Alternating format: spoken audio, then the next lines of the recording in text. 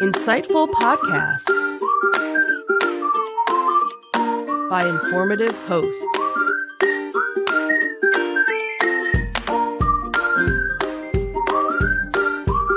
Insights into Things, a podcast network.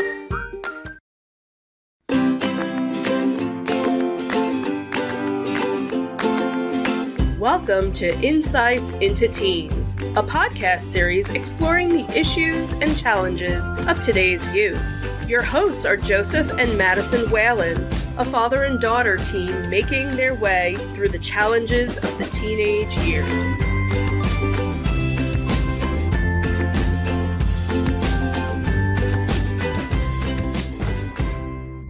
Welcome to Insights into Teens. This is episode 177, Unconscious Bias.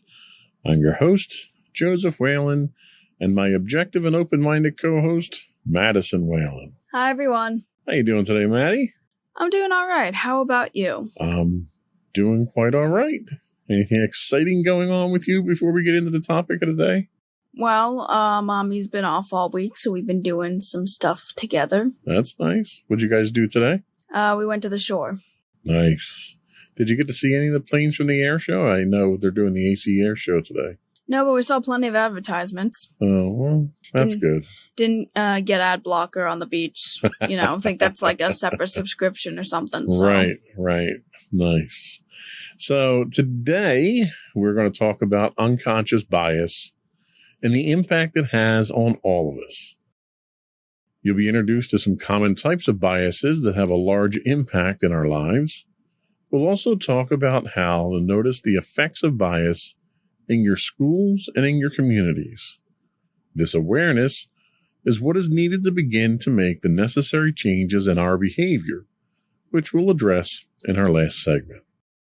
But before we do that, I would like to encourage all of our viewing and listening audience to continue to subscribe to the podcast. As we announced last week, we recently surpassed the 50,000 downloads mark of the Insights into Teens podcast. That doesn't include the individual podcasts, which are audio only. So thanks to our loyal listeners for that. We'd love to get your feedback on how we're doing, what topics you'd like us to discuss, or your opinions on the things we talk about on the show. And we'd love to share your feedback with the audience. So you can contact us at comments@insightsintothings.com via email. You can hit us on Twitter at insights_things. Or you can check us out on the web at www.insightsintothings.com for all of our social media links. Are we ready? I think we are. Here we go.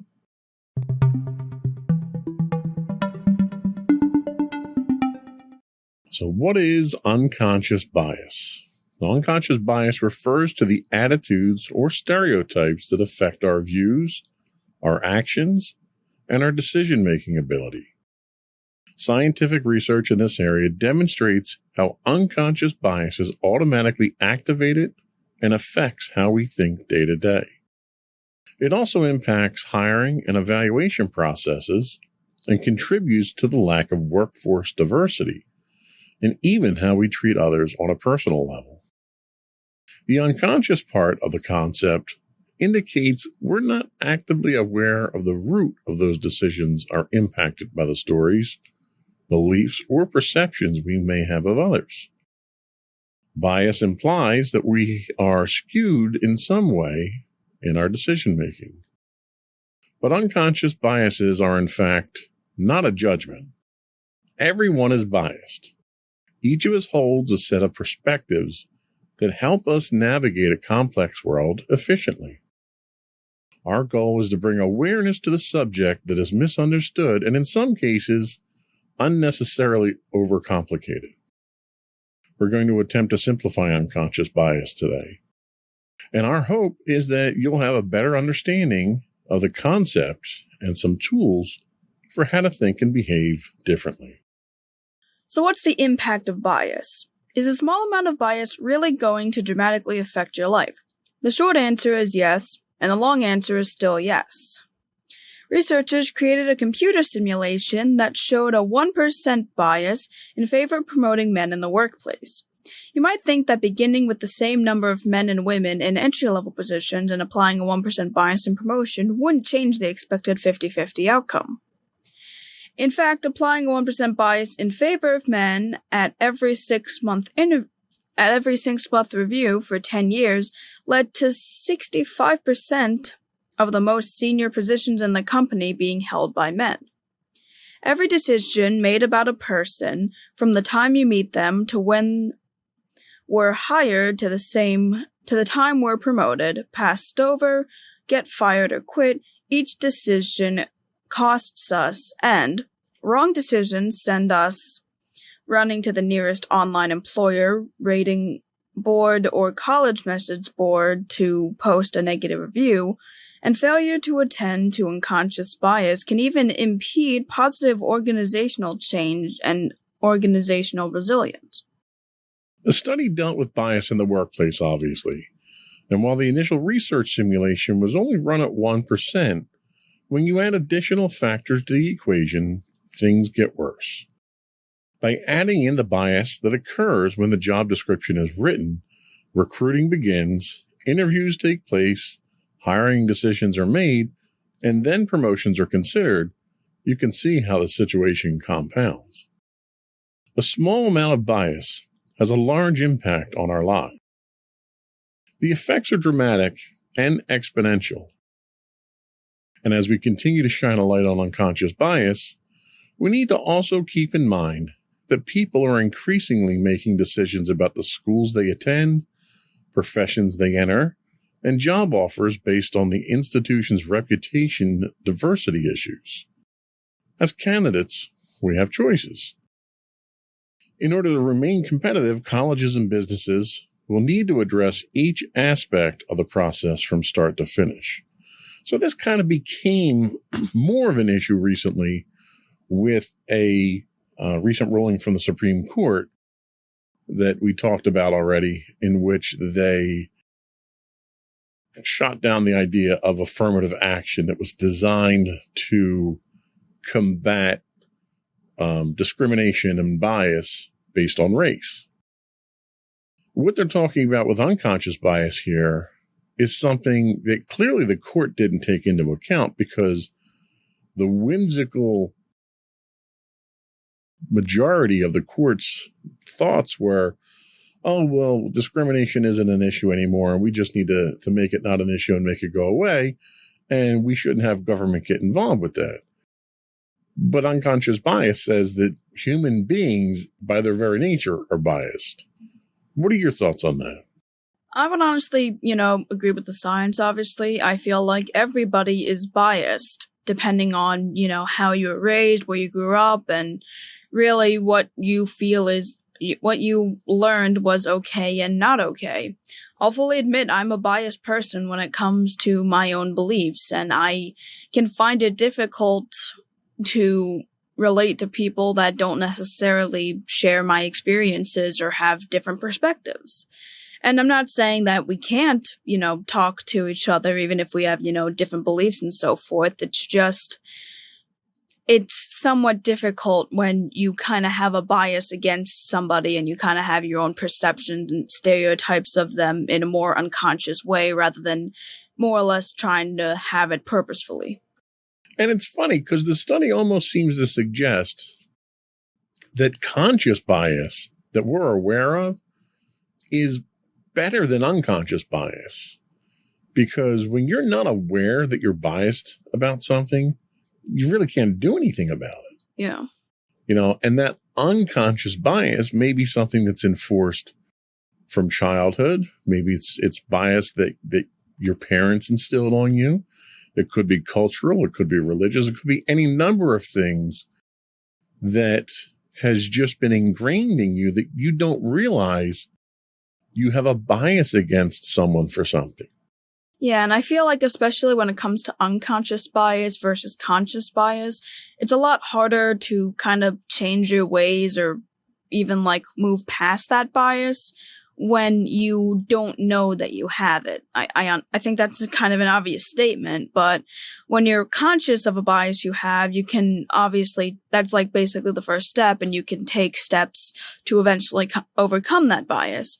But when you have an unconscious bias to something, it's much harder to actually realize that you had a bias, whether it was something you had through childhood or something that was just ingrained in your mind for however long you really knew.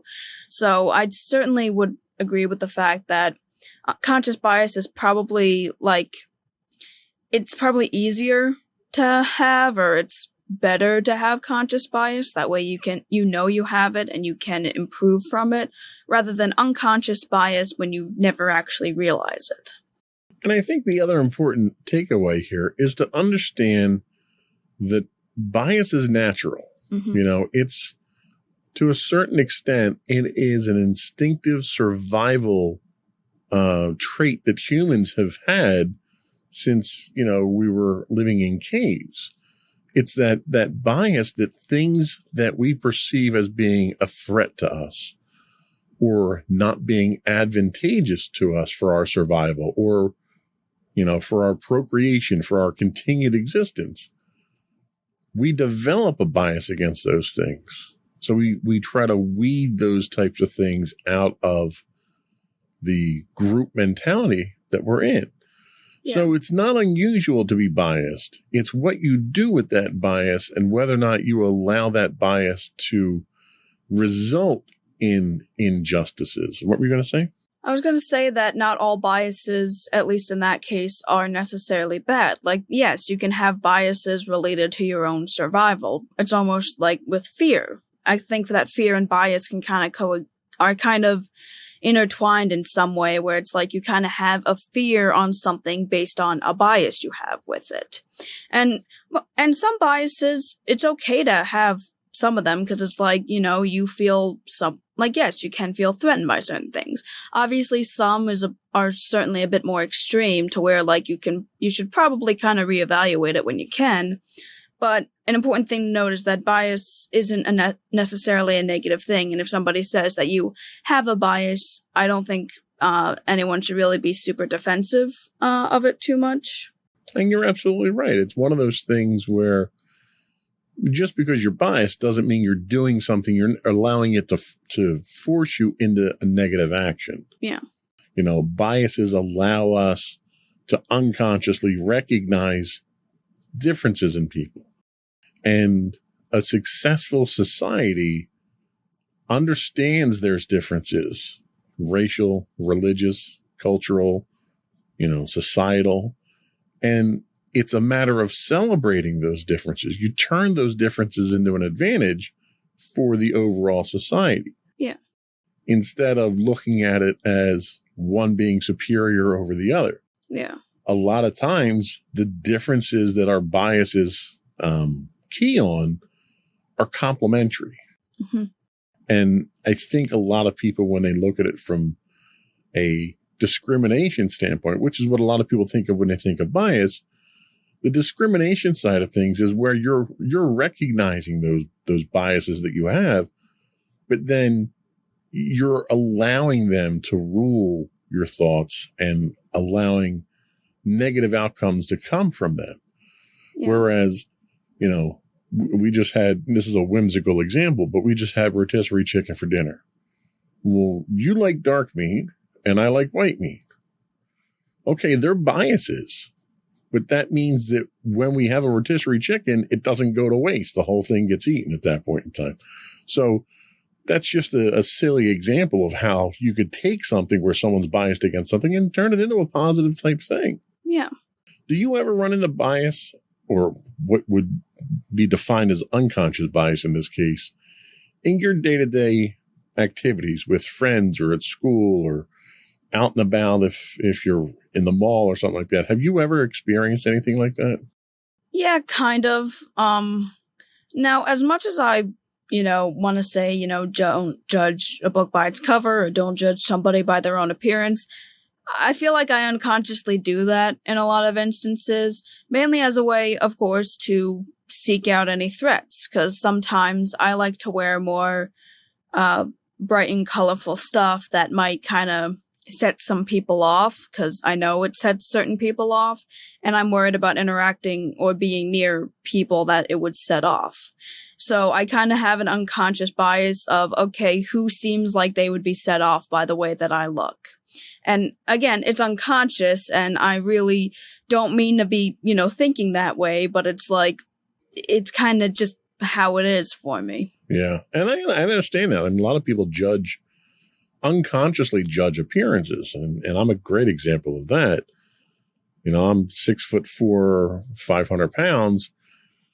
I'm an ogre, and I've accepted that. And I look like an ogre, but personality wise, I'm generally a pretty nice guy to talk to and get along with. Yeah, and I've also kind of had a similar thing, at least when it came to my appearance, because I've had a couple of people kind of mention it. I normally kind of wear dark clothes, at least when it comes to the winter and so forth. I normally cover up a lot, wearing leggings and a hoodie and such.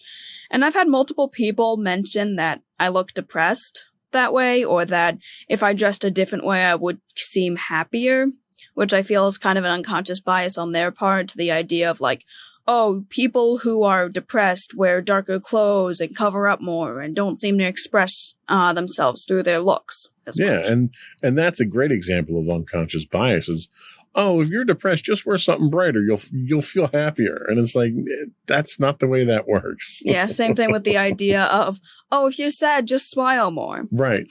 Yeah, it's like, it takes a little bit more than that to solve those types of problems. Yeah. So we're going to take a quick break. And when we come back, we're going to look at some of the different common types of bias when we come back. We'll be right back.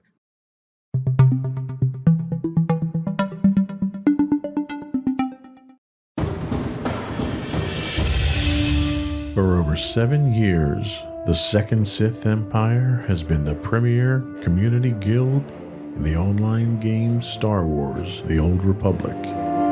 With hundreds of friendly and helpful active members, a weekly schedule of nightly events, annual guild meet and greets, and an active community both on the web and on Discord. The Second Sith Empire is more than your typical gaming group. We're family. Join us on the Starforge server for nightly events such as operations, flashpoints, world boss hunts, Star Wars trivia, guild lottery, and much more.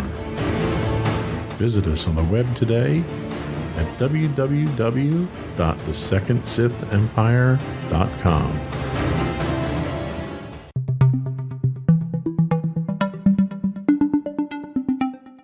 Welcome back to Insights into Teens. Today we're talking about unconscious bias, and now we're going to talk about some of the common types of bias. So the first we have is affinity bias. Parenting is hard, and we're told that playing favorites is wrong. And so as parents, we struggle to make sure everything is fair. I'm not a parent, by the way. I probably should have read that segment. Yeah, but okay. I'm just going to say I'm not a parent, but okay. You have a cat. Sure, we'll go with that. That works. But if you have a sibling or you're a parent yourself, it isn't difficult to tell who the favorite is. And for that, you can place the blame squarely on affinity bias. Affinity bias is the tendency to warm up to people like ourselves. We favor those who have something in common with us. So as a parent, a child who plays the same sport you did in high school, or who has your creative gene, is usually the one you relate to the most and are the closest with. So I'm going to ask you a very controversial question at this point. Oh boy. Who do you think is my favorite, you or Sam?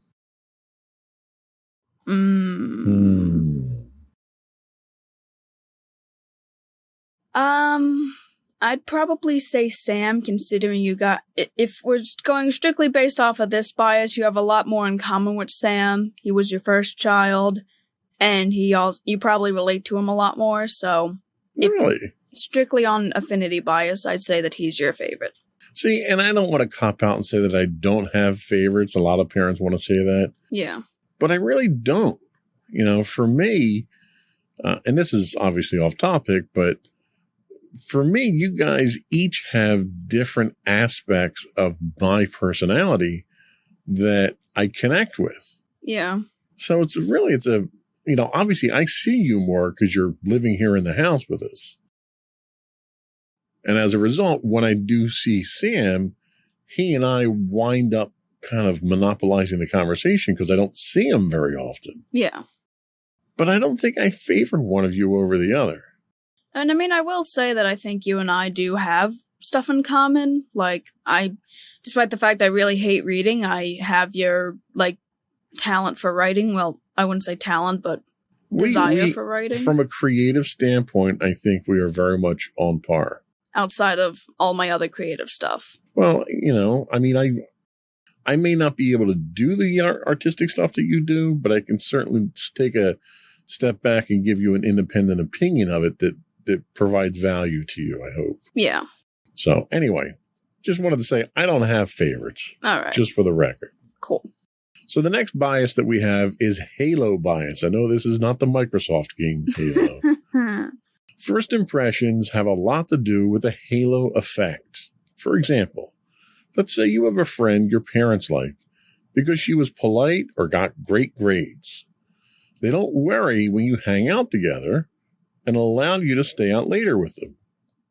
You might not get a lot of the usual questions a parent would ask about where are you going and what time will you be home. So it's a win-win for everyone.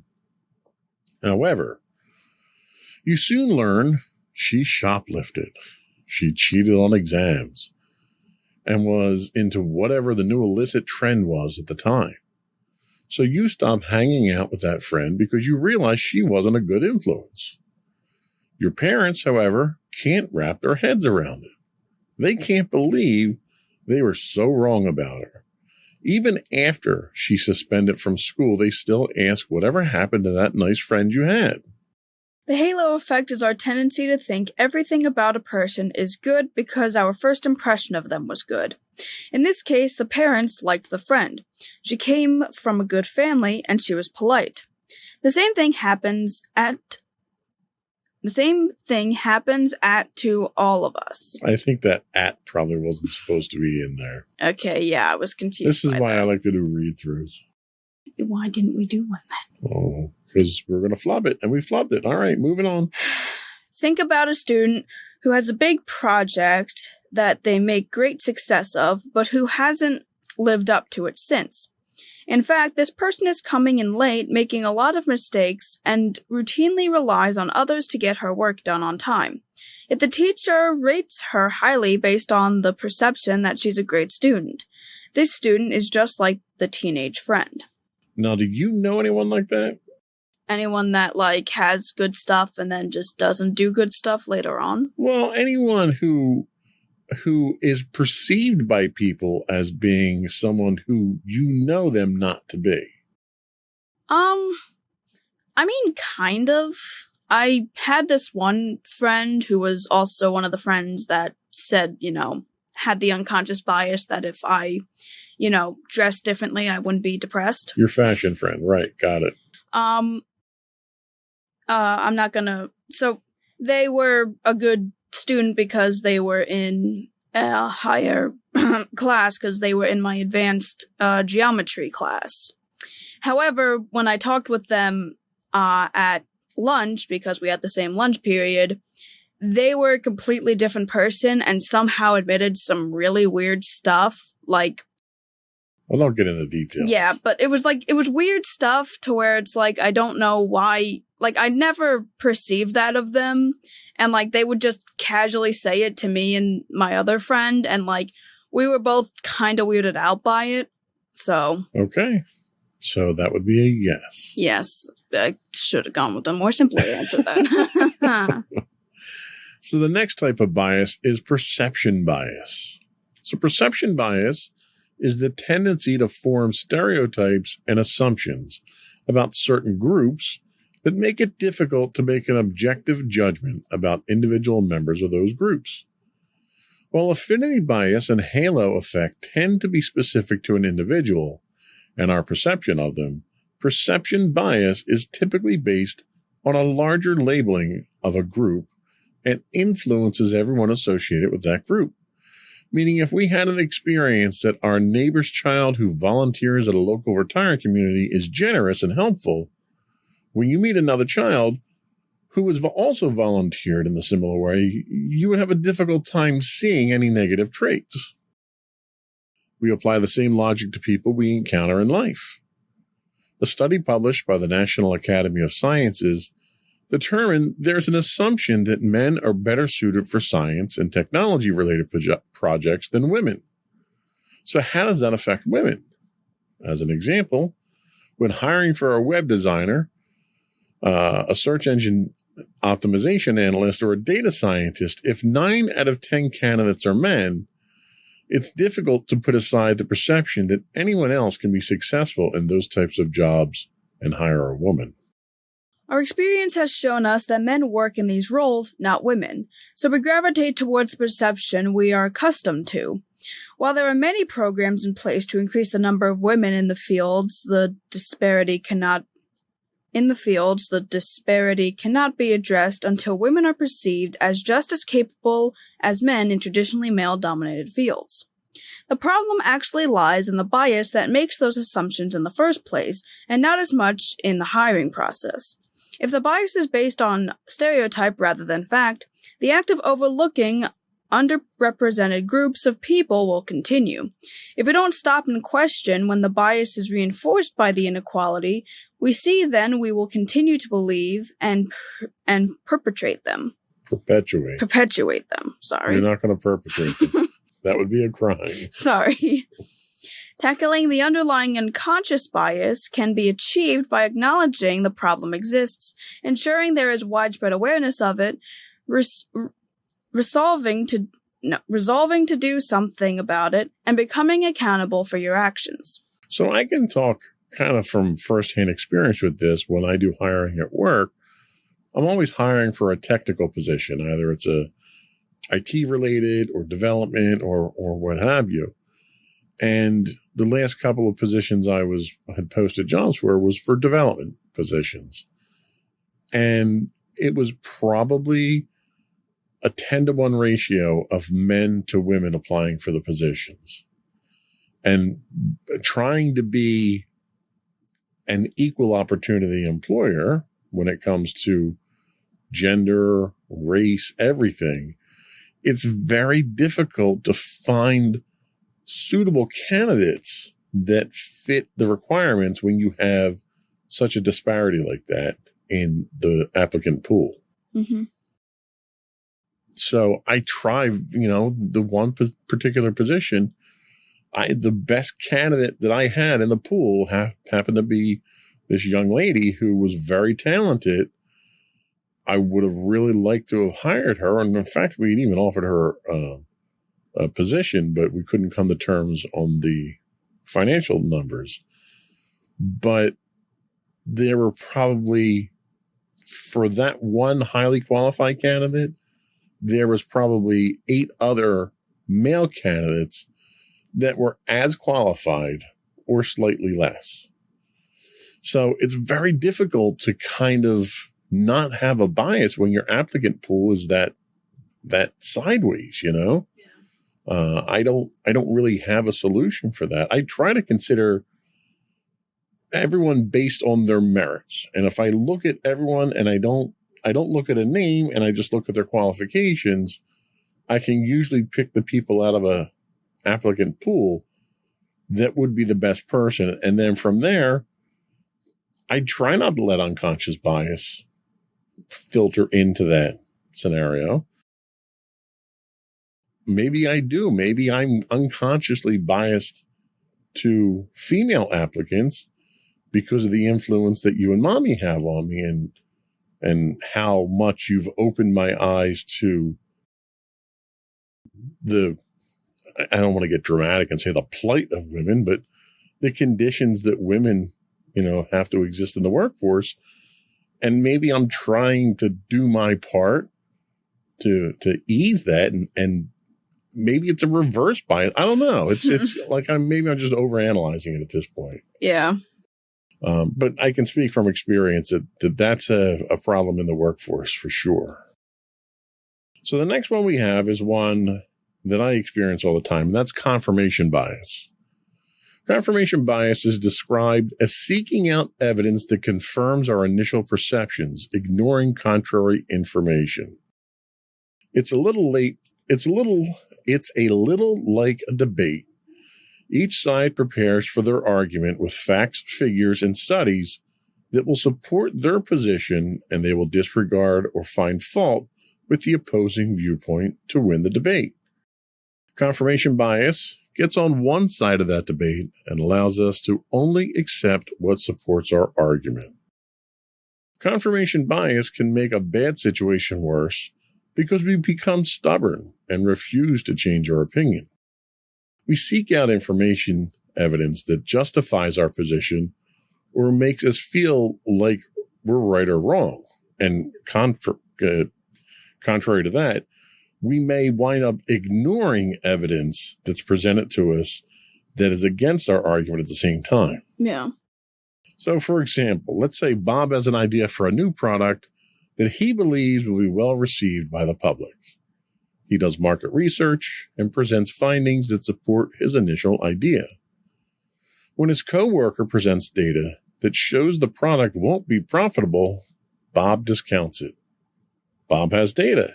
His coworker has data. Both people believe their data proves the point. Confirmation bias becomes a problem when Bob pushes the product to market based solely on his data. To combat confirmation bias, we need to review the data we have in our possession, all of it. Review the pros and the cons to objectively make a decision based on both sides of the data. Look for data that disproves your point, and ask others to review your conclusions. The best way to get over confirmation bias is to find someone who is unbiased that you can present both sides to. And this is something that's done in the scientific circles all the time. You see a lot of people that will publish papers in journals to try to garner support for their theories and their projects and what they're working on. But when there are studies that are published that aren't peer-reviewed, they're almost scoffed at right off the bat automatically. So the idea of peer review in science is very important. When other people look at the work that you did and either review the work and the data or take the work you did and try to reproduce it to support your theory, it lends credence to what you're doing. And for people to not seek out the peer review is really a rush to judgment. And then what happens is you get a lot of people that come out and talk about, well, there was one that was recently in the news about this new compound that was found that would be used as a superconductor at room temperature. So just a little aside, superconductors exist in the world today, and they're used for fusion and various supercomputing things and stuff like that. But they all have to be super cooled to near absolute zero. Mm-hmm. In fact, when you go for an MRI at the hospital, it uses superconducting magnets that are supercooled by helium, liquid helium. So this material that they discovered and did some testing on could have the same properties of a superconductor, but without the supercooling. It could do it at room temperature. And they published a paper. Well, they had some people that came out and then supported it. But you had some people come out and say, well, nobody reviewed this stuff. Nobody looked at this. Nobody checked your data or anything like that. This is nothing but a theory at this point in time. And they basically discredited all the work that they did because of the confirmation bias. So when you're in that sort of situation, you have to be objective enough to have your theories tested. If you lack sufficient confidence in your argument to have it stand up to scrutiny and debate, then you don't have an argument at that point in time. Yeah. Can you think of any examples where people put forth their ideas and either ridicule or discredit or don't want to hear anyone who has a contrary point of view?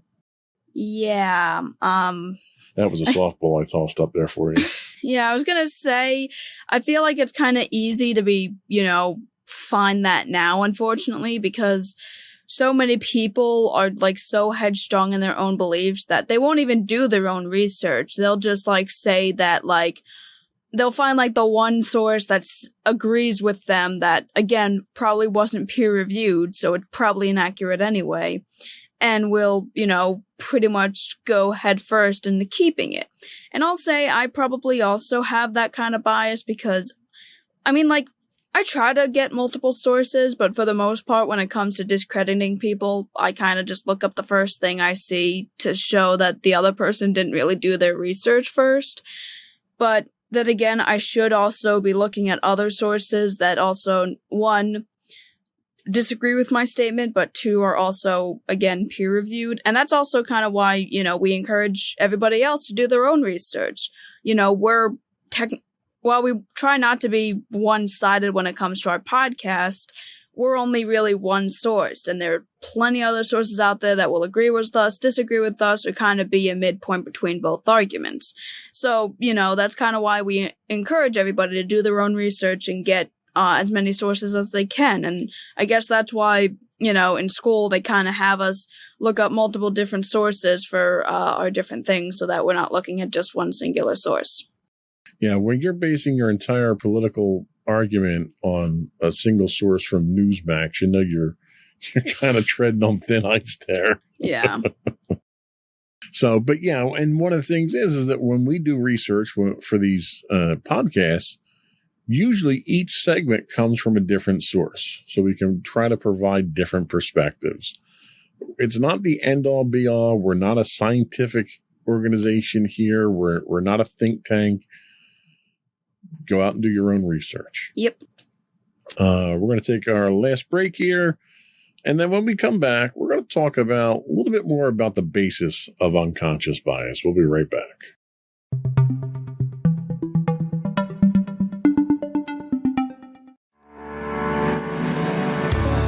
Insights into Entertainment, a podcast series taking a deeper look into entertainment and media. Our husband and wife team of pop culture fanatics are exploring all things from music and movies to television and fandom.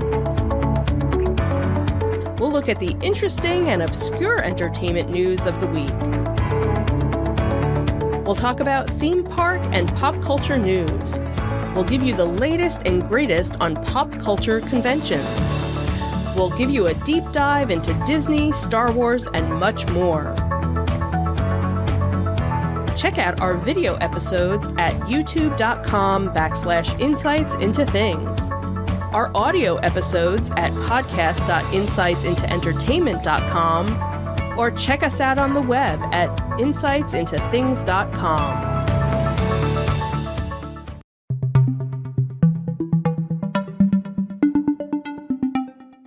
We are talking unconscious bias today on Insights into Teens, and we're going to talk about the basis of unconscious bias.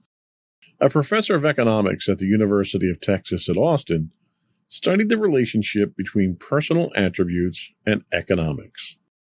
He confirmed that skinny people make more money than overweight people.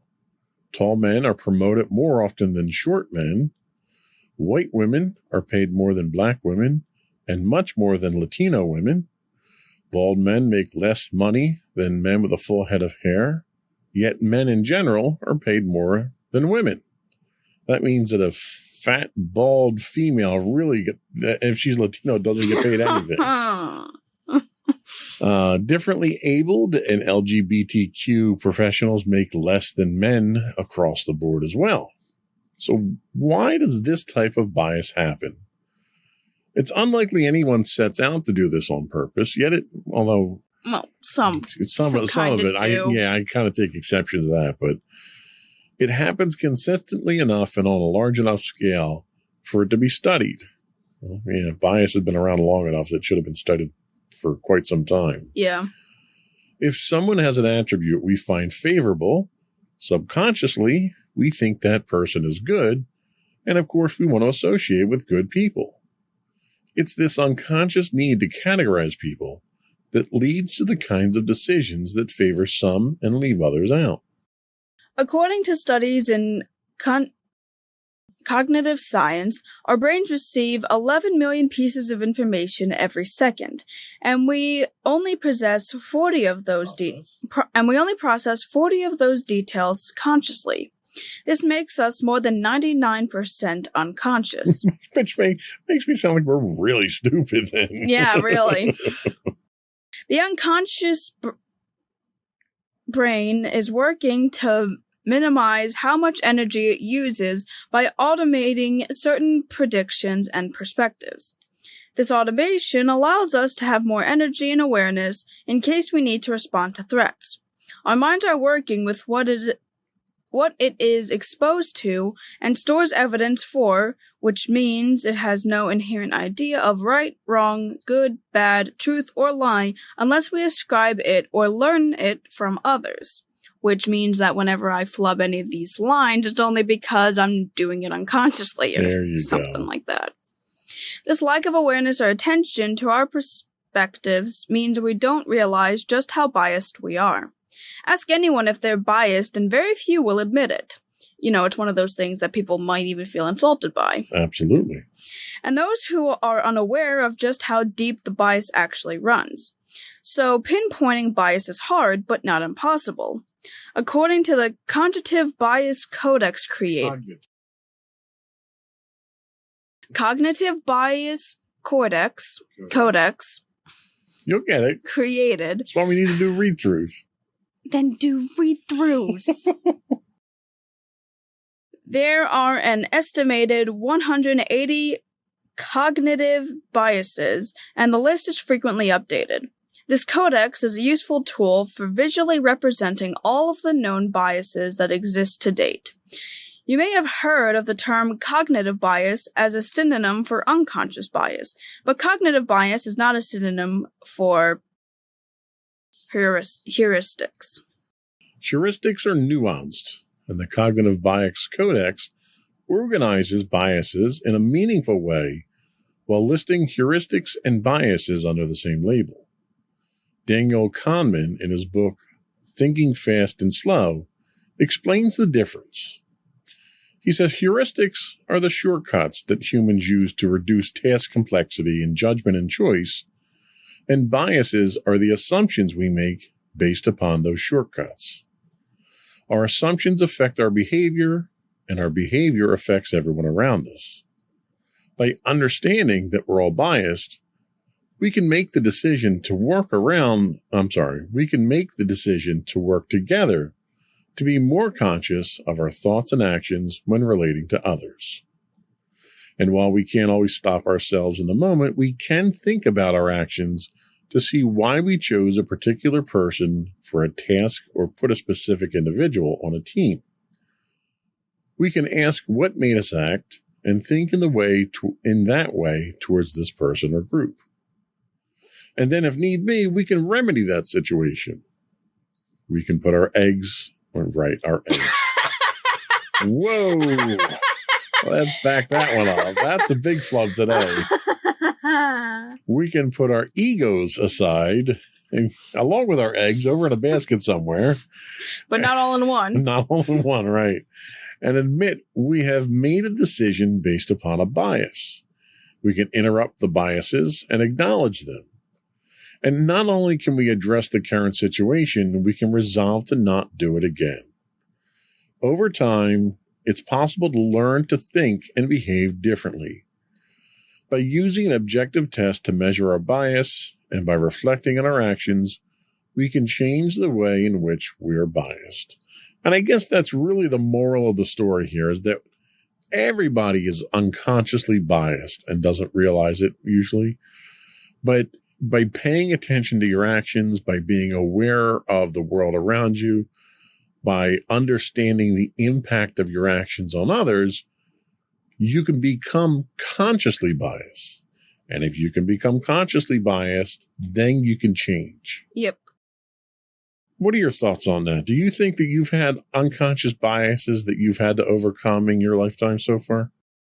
I mean, yeah, both in my own unconscious bias and the unconscious bias of those around me. I do tend to gravitate towards those that, are like me, have similar opinions of me, because I find it hard to talk to people who don't have, similar opinions to me, mainly just because it's just difficult to, form a conversation when we consistently disagree on viewpoints. So it can be kind of difficult to do that, and having that bias can occasionally help me to not have to deal with that. But I think it's something that I kind of have to learn to overcome, because, not all people that are not all people that believe in that, at least when it comes to being political and having different political beliefs, not everybody who has a different political belief to mine is like this heightened stereotype we tend to have of, separate parties and, parties that don't agree with us and,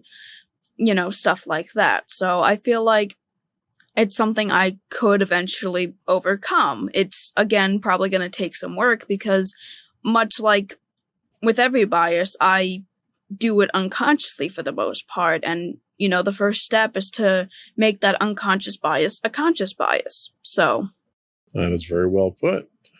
I've been very fortunate in my life. I grew up in a household that was racially biased and gender biased and religiously biased. My father was a very closed-minded individual, and that closed-mindedness was passed down to us. And over the years, especially since I've been with Mommy, I've been enlightened, I should say. I've been very fortunate that Mommy has been such a positive influence on me and helped to open my eyes. She's made me a better person in the almost 20 years now that we've been together. A lot of people, unfortunately, don't have that kind of influence in their lives, which is sad. I think the world would be a better place if there were more mommies around like my wife that can help people understand where some of these biases are and how to correct them. I'd like to think, as a result of that, I'm a better, more enlightened, more understanding person, and I've been very fortunate to have her guidance to get me to that point. Granted, there's a long way for me still to go. I am far from perfect. You've opened my eyes to a great number of things in the recent years that I had clearly been biased against in the past. And I think that's really the key, is having enlightened people and having a diverse group of people that you're exposed to on a regular basis allows you to discover those biases and helps you to overcome them. yeah, I definitely think that's something I hope to improve on later on, because most of my friends at least, I associate with kind of have all these similar beliefs to mine. And I feel that's more or less an unconscious bias on my part. And it'd be nice to get to have friends who, have differing opinions, where we don't fight over it consistently, but we both get different perspectives on each other's lives and can hopefully learn to break our unconscious biases of each other and our beliefs. Yeah, it's boring agreeing with everybody all the time. Yeah. There's a certain part of me that enjoys that. It's conflict, but it's civilized conflict. It's debate. It's open discussion. They're the types of things that help to expand your mind. Yeah, kind of similar to the silly debates that you and I have. Exactly. And, it helps you to think of things. Like, a while back, I had run a website and a blog that was very contrary to my personal beliefs. And it was so that I could then look at situations from the opposite side of the spectrum and try to put myself in the shoes of the opposing party. And it was educational. It was entertaining in some respects too. But it was one of those things where I found it fascinating to see the reactions at times and see how stubborn and how set in people's ways people could be. And they were reflections of who I was before I went through that little thought experiment. Hmm. So I think that's all we had for today. We're going to take a quick break. We'll come back and we will get your closing thoughts. Alrighty. We'll be right back.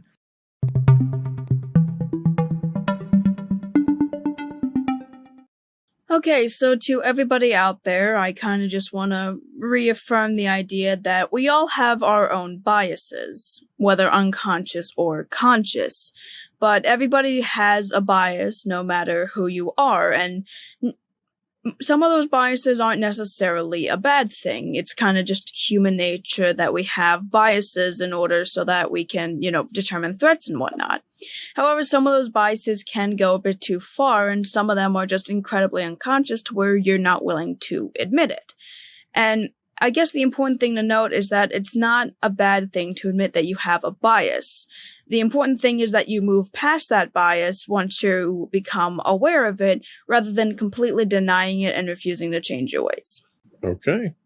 Sage words, as always. Thank you. Before we do go, I do want to once again invite all of our listening and viewing audience to subscribe to the podcast. You can find audio and video versions of all the network's podcasts listed as Insights into Things. You can find audio versions of just this podcast listed as Insights into Teens. And we're pretty much anywhere you can find a podcast: Apple, Spotify, Google, iHeartRadio, and so forth. I would also invite you to give us your feedback. Email us at comments@insightsintothings.com. You can hit us up on Twitter at Insight or X, whatever it's called now. I refuse to call it X, though, because it's such a stupid name. We're at Insights_Things. You can find high-res versions of all of our videos on YouTube at youtube.com/insightsintothings. We do stream 5 days a week on Twitch at twitch.tv/insightsintothings. And you can find all those and more, links to all those and more, on our official website at www.insightsintothings.com. And don't forget to check out our other two podcasts, Insights into Entertainment, hosted by you and Mommy, and Insights into Tomorrow, our occasional podcast that sometimes comes on, hosted by you and my brother Sam. Wow, you have a future in marketing for us, I'll tell you that. Thank you very much. That's all. Another one in the books. Bye, everyone.